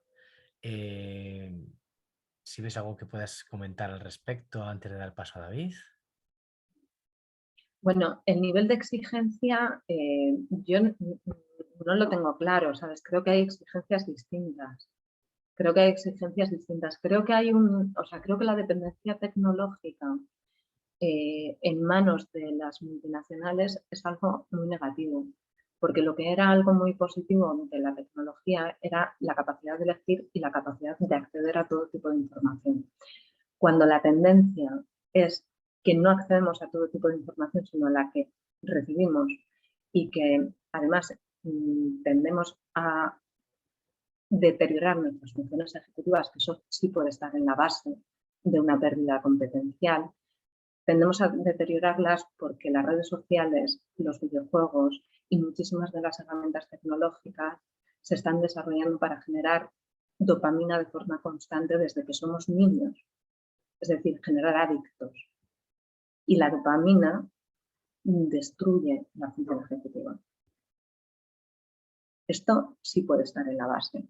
Entonces, exigencias, otro tipo de exigencias. Creo que sí que es verdad que tenemos una educación distinta, pero ahora tenemos modelos que pueden ser mucho más chulos que los que había antiguamente, como por ejemplo los modelos basados en proyectos, ¿no? O sea, el que los alumnos puedan aprender de forma verdaderamente práctica, creando grupos de trabajo y creando retos que ellos mismos resuelven, que ellos mismos buscan en internet, cómo resolver y cómo aprender a aprender. A mí eso me parece que ha sido una mejora enorme de la educación. Igual hay otras áreas que hay menos exigencia, porque por ejemplo los libros se están cambiando. O sea, los libros de texto o los libros de literatura están reduciendo el texto con el que vienen, porque si no la gente no los lee, no se introduce a la lectura. Pero como en todo, también hay niños suscriptores, ¿no? Y luego, la lectura desde luego es una vía de aprendizaje. También lo es lo visual, pero la lectura es una vía la escucha es una vía de aprendizaje. O sea, la desconexión de estas fuentes de dopamina tan constantes es muy importante. Luego, creo que al tener cubiertas ciertas necesidades, esto que dice Eva, Trinidad dice lo de la pirámide se invierte y los consumidores van a ser gold, total, eso es así. Y Eva dice, al tener cubiertas ciertas necesidades, la inteligencia se desarrolla en otros campos. Esto es súper importante. Y esto es súper importante desde la perspectiva de la inteligencia múltiple. Si alguien tiene un daño cerebral, por ejemplo, un ictus precoz, y hay estudios de que en las 4 primeras semanas después del ictus se recuperan muchísimas competencias, no mejorando la parte que ha sido dañada cerebralmente, sino mejorando el conjunto de las interrelaciones de las sinapsis en el cerebro. Y esto tiene que ver con la plasticidad neuronal. Compensamos nuestros déficits si somos capaces de estimularlos de forma temprana. Y ahí hay todo un campo brutal para ayudar a la gente. Y me parece, súper interesante. Y un acuerdo con las bondades del trabajo por proyectos. Voy a cargar la batería porque se está llenando. Creo que ya he hablado de todos los... Sí, de los chats, sí. Ahora vamos a dar paso a David para que abra su micro y aporte o comparta. Muchas gracias, María. Podremos estar debatiendo durante horas. 2 preguntas. La primera es si sabéis de algún libro que trate el tema de las actitudes sociales ante las personas con altas capacidades en perspectiva histórica. Un poco como el libro de Foucault de Historia de la locura en la época clásica o algo así, que lo vean no solo en perspectiva psicológica, sino histórica. Y la segunda pregunta es, tú como psicóloga clínica, ¿qué dificultades de adaptación al psicóloga medio... educativa. Como psicóloga educativa, gracias por corregirme, ¿qué dificultades o errores que tienen los niños y niñas con altas capacidades con los que has trabajado y qué les aconsejas? Dificultades de adaptación social. ¿Y qué les aconsejas o cuando has dicho que se necesita una intervención, qué es lo que les ayuda? Me quedo con el ejemplo de esa chica de altas capacidades que decías que era colaborativa con los demás, etcétera. ¿Qué estrategias recomiendas? Vale, creo que para cada persona tiene que haber una estrategia. Empiezo por esta, Para cada persona tiene que haber una estrategia, hay que hacer trajes a medida. Y además hay que hacer partícipe a la persona y a la familia, pero a la persona. O sea, yo creo que hay una idea de que los niños no toman bien sus decisiones o sea, los niños tienen una comprensión muy buena de su propio momento, ¿no? Entonces creo que hay que incluirles. Evidentemente, la comprensión global pues, se la tienen que dar los adultos, pero hay que incluirlos en las decisiones. Habrá niños que si no les damos una baraja muy amplia de posibilidades, o sea, hay niños que disfrutan muchísimo si se les hace un enriquecimiento en un área concreta, ¿no? Por ejemplo, en el área matemática se han hecho muchos enriquecimientos. Se han hecho muchos menos en áreas lingüísticas. O sea, es mucho más difícil que se potencie a gente con intereses artísticos en dibuja lo que tú quieras, ¿no? O sea, creo que tiene que haber una flexibilidad del sistema para ser capaz de adaptarse a medida. Y esto está en la ley. Es la individualización de la enseñanza. Y no solo para las altas capacidades, sino para todas las competencias, para todos los talentos. Y esto es un reto que depende muchísimo de la motivación de los profesores. Y quizás por eso el ejemplo que se pone siempre es Finlandia, porque en Finlandia los profesores son los que mejor formación tienen. O sea, los que más conocen su campo. Y por lo tanto, también se van a sentir con muchas más destrezas, ¿no? Yo creo que esto tendría que cambiarse, tendría que valorar más la educación de otra manera. A mí me parece que es muy interesante los proyectos de promoción del talento en los que se cuenta con referentes de áreas, como por ejemplo el BBVA ha hecho estos programas de televisión en los que los adolescentes hablan con científicos y esto tiene que ver con los programas de promoción del talento en los que personas referentes de diferentes áreas les enseñan cosas, ¿no? O sea, yo lo que he trabajado en UbuTalent y concretamente en Tecnoartea, que es donde he tenido más disposición, ha sido el contar con toda la gente que conozco que hace algo guay, yo qué sé, pues con mi amigo Juanjo, que tiene un laboratorio de paleomagnetismo, con mi amigo Luis, que tiene un grupo de música electrónica y que maneja súper bien, con otro amigo que diseña videojuegos o amigas que saben de arte y les hemos dado la oportunidad de que tengan experiencias reales y contactos reales con profesionales reales especializados en diferentes temas y que vean lo que se hace en su trabajo. Esto a diferentes niveles se puede hacer desde la infancia. Creo que es bueno para todos, pero que evidentemente ayuda a definir talentos y en el caso de doble excepcionalidad ayuda a tener flexibilidad para mejorar las vocaciones y también hacer esa intersección de campos. O sea, darse cuenta que para saber cuántos años tiene la Tierra también te hace falta trabajar con un mecánico que te diseñe un campo gravitatorio cero, ¿no? Bueno, un campo magnético, perdona, gravitatorio. O que para diseñar un videojuego también te hace falta alguien que sepa dibujar, ¿no? De estas cosas no se dan tanto en educación y afortunadamente se dan cada vez más y tienen que ver con el desarrollo. Y luego, el trabajo en UTalent es de competencias socioemocionales. Lo que hacemos es trabajar basándonos en proyectos. Les pedimos, por ejemplo, en un año yo les pedí que buscaran grandes problemas de la humanidad a los que se tenía que enfrentar la humanidad que se pudieran resolver con competencias emocionales.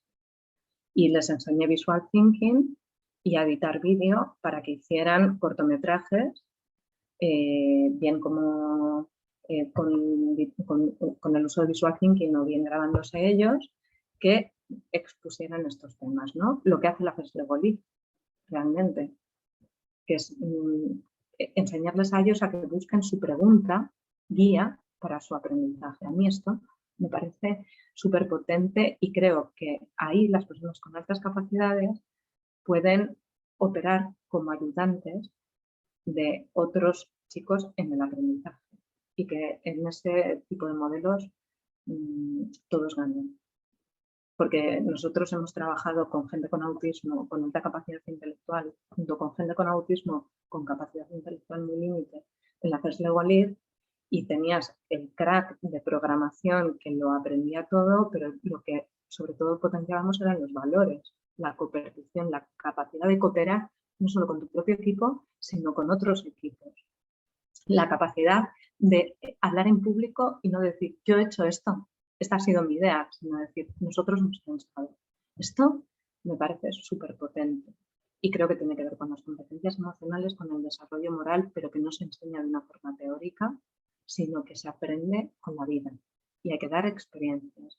Y creo que la educación tiene que ir hacia ahí y la educación de las altas capacidades, desde luego. Y ellos tienen un papel chulo, no más importante que el de otro, pero muy chulo. Pues genial exposición. Tenemos a Susana que ha levantado la mano también para compartir. Yo quería también comentar un poco lo que indica sobre la educación o las diferencias, como siempre se intenta entre la generación anterior se estudiaba más, era más disciplinada, los jóvenes no, etc. Es que las competencias son diferentes, al fin y al cabo, así lo veo yo. Antes tienes que memorizar unos tochos así para tener datos de fechas, que ahora es ¿en qué año pasó no sé qué? 5 minutos, ya no hay discusiones en las cenas de Navidad, por ejemplo. Entonces, creo que pasa por entender que las necesidades de la inteligencia o de las competencias que tenemos que tener las personas son diferentes a lo que había hace 5 años. Ya no estamos hablando de 20, 30, de hace 5 años, hace 3, el año pasado, antes de la pandemia. Si no te adaptas, estás fuera. De ahí va el tema. A mí te quería hacer una preguntilla sobre un tema que a mí me llama mucho la atención, sobre el aprendizaje constante. Que dices que una de las capacidades o que define las personas de altas capacidades no es tanto la parte antigua de eres bueno en matemáticas, eres bueno en ciertos patrones, sino esa capacidad de cuestionarte constantemente cosas y relacionarlas y ir siempre como 20 pasos por delante de lo que supuestamente hay. Entonces, eso me ha llamado mucho la atención. La capacidad de planificación, o sea, el que invierten más tiempo en pensar en lo que van a hacer. Sí, aunque si hay, por ejemplo, problemas ejecutivos, no sucede. Pero en general sí, o sea, hay más metacognición, hay más conocimiento de tus propias estrategias mentales y por lo tanto hay más planificación. Eso sí que es un predictor de éxito, por lo menos laboral, emocional. Emocional también, porque cuando hay desregulación, pues es mucho más probable que haya, o sea, cuando no hay esa planificación, esa previsión de consecuencias, es mucho más probable que tu conducta sea más arriesgada y por lo tanto tengas peores resultados en las relaciones afectivas también. Esto es muy importante. Para mí es más importante que trabajar. O sea, creo que es muy importante enseñar dónde están tus propias estrategias y tu capacidad de regulación, ¿no? Porque eso te va a ayudar a saber cómo relacionarte con los demás como base. Sí, sí es interesante, desde luego. Me llama mucho la atención esa reflexión porque cuando lees o cuando comentas sobre estos temas, claro, yo nunca había caído en esa capacidad, en ese punto como dato relevante. Entonces, por remarcar que a mí, bueno, me ha llamado la atención. Luego otro tema que te quería hacer, otra pregunta, sobre el tema pues, de estimulación con los temas de tablets, etcétera, respecto de autismo. Porque claro, estamos hablando de toda la generación de dopamina constante, esos hábitos que al final acabas perdiendo esa capacidad de estarte más centrado, etcétera. Es todo ya estimulación porque va rápido. Entonces mi sobrina tiene autismo y hay ciertos juegos, ciertas cosas que le van bien, pero yo noto que se revoluciona, que es exagerado. Entonces, ahí también se me crea un dilema moral. Yo prácticamente no uso. O sea, he desarrollado videojuegos en la parte pedagógica y trabajo con tecnología para la detección precoz, en concreto con el eye tracker, pero o sea, en terapia no lo utilizo jamás. En intervención, o sea, yo ya no lo utilizo nunca. En bebés es desaconsejado, porque si tú miras una pantalla, tu orientación social es hacia la pantalla. O sea, nunca, aunque ahora esto nos acerque mucho, no es sustitutivo del contacto. La oxitocina no se genera porque yo te miro a los ojos en pantallas, se genera cuando te miro a los ojos de verdad y eso reduce la dopamina, curiosamente, y te vuelve menos adicto. En el autismo hay un grave problema de adicciones a las tecnologías porque efectivamente las pantallas es algo que les atrae mucho porque se reducen los estímulos. Entonces la sobreestimulación desaparece, es un mundo controlado, es un mundo predecible que tiene muchos refuerzos. Y creo que desde luego una de las conductas que más pasa es que haya problemas de regulación emocional vinculados a la pantalla, porque es una droga. Es una droga. Es droga. O sea, la dopamina es droga. O sea, funciona como droga. Y en estos chicos y chicas más.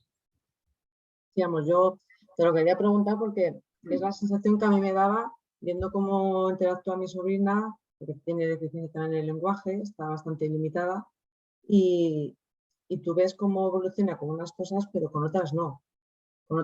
Y de hecho, yo intento cuando estoy con ella interactuar de otras maneras, que es el camino fácil, o llegado un momento para regularse, hay ciertas cosas que la calman, pero no me gusta ese camino. O creo que es una alternativa a tenerla muy separada en temas de intervención y de tratamiento con ellos, en el colegio, etcétera. Es un debate necesario. O sea, si tú utilizas una pantalla como para calmar, es como si utilizas chocolatinas para calmar. Claro, si tú utilizas chocolatinas para calmar, vas a tener un trastorno de conducta alimentaria en casa. Sí. Y si tú utilizas una pantalla para calmar, vas a tener un trastorno de conducta compulsiva con la tecnología. La tecnología, a mí me parece súper interesante enseñando a hacer cosas activas, a programar, pero por ejemplo para enseñar comunicación, no.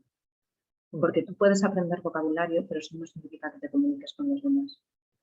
La comunicación con los demás tiene que ver con el lenguaje no verbal, fundamentalmente, y tiene que ver con la capacidad de llegar a tocar emocionalmente al otro.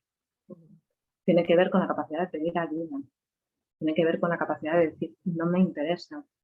Tiene que ver con las capacidades pragmáticas. El vocabulario no es lenguaje adaptativo. O sea, nos ayuda, pero lo preverbal es otras cosas. Entonces, sí que es verdad que hay muchas veces que cuando no hay mucho lenguaje se utilizan las tablets porque la repetición y el lenguaje colálico se adquiere mucho más rápido con una tablet que con una persona, pero no lo está usando con la persona, lo está usando con la tablet. O sea, a mí que identifique una palabra, pero luego no la utilice, no sé qué.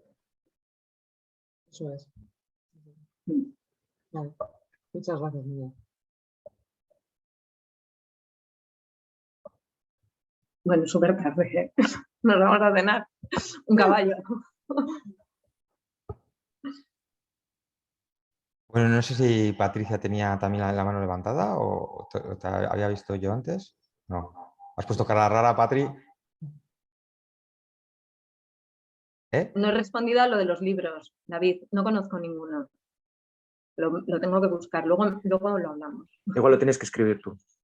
Eso es. Bueno, pues muchas gracias, Patricia, por compartir este rato con nosotros, por tejer una charla también tan integradora, ¿no? Que has ido hilando nuestras aportaciones con las preguntas, con el contenido que traías. Así que, pues mil gracias. Comentaros a todos que, bueno, también gracias por vuestra asistencia. Y voy a pegar en el chat un número de cuenta por si queréis hacer alguna aportación para que sigamos trayendo este tipo de charlas de contenidos, de las distintas cosas que tenemos previstas en nuestro sueño de Coincidimos. Y nada, daros las buenas noches. María, de verdad, me ha encantado. Así que, encantados y si repites, perfectísimo. Bueno, Ahí lo dejo. Quiero escucharos, pero gracias también por organizarlo, que he flipado, ¿eh? Sois súper buenos. Estamos engranándonos ahí, pero se ven los resultados y, joder, que gracias por la apreciación. No, de verdad. Muchas gracias y buenas noches a todos, a todas. Muchas gracias, María, y a todos.